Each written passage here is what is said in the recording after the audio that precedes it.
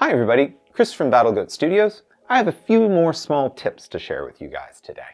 And this again goes to something I did in a previous video about unit selection, but I want to talk more specifically about some behavior you can adapt in the game options to suit your playstyle.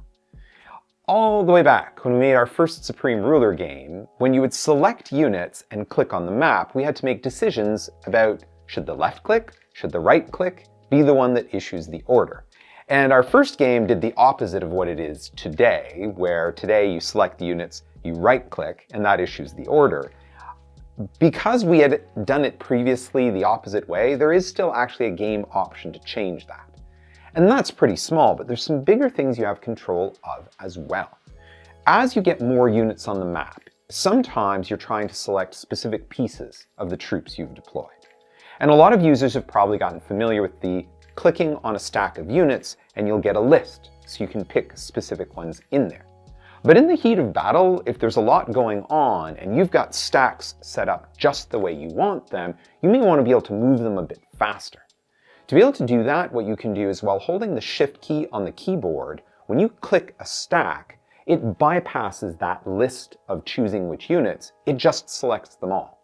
So click on a stack, choices, Shift click the stack, they're all selected, ready to issue orders.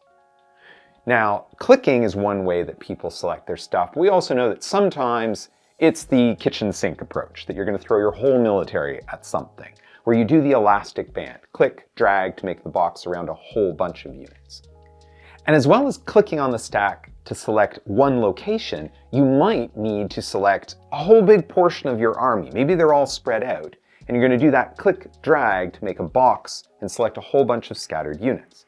The default behavior for the game is that when you elastic band, you don't get that pop-up to be able to choose which ones they are.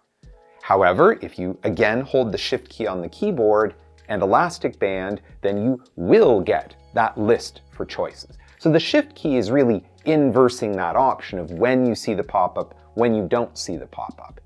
And we've noticed that some players would like it slightly different. So in the game options, you can control when you get the pop-up, when you don't. Even something as simple as when there's one unit in the hex, do you really need to see the pop-up to pick the one unit? Maybe you want to turn that off, but we want to make sure new players, the default is that it shows the list to help new players get used to the unit system and everything like that. And one last thing while we're on units, which came up chatting with a modder just recently, where they were talking about the scale we chose to decide for the things that are on the map. And there's definitely an intentional imbalance to be able to make the game more playable, is that sometimes if you're watching near coastal areas, you may have some leg infantry about this big that are walking behind a boat that's about this big. And it's again, we try and find a scale that's going to make relative scales within the land, air, sea stuff. But then it's also relative to everything else. And different people would like different preferences.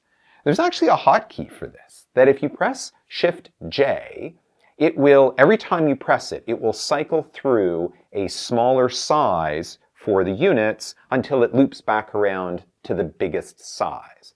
And the game defaults to one size down from the biggest. So players have the option of making the units on the map globally smaller or globally larger than the default to suit whatever style of play you like. And again, for some of the modders, it can be helpful to be able to see these models just a little bit larger when you're trying to double check, did your texture get onto the model exactly the way you wanted? So that's just a few more little things about the Supreme Ruler series to help all the players dig a little bit deeper. If there's stuff you'd like us to talk about, feel free to leave it in the comments below or catch us on any of the forums or on Discord, and we'll keep making these videos. So thanks for watching.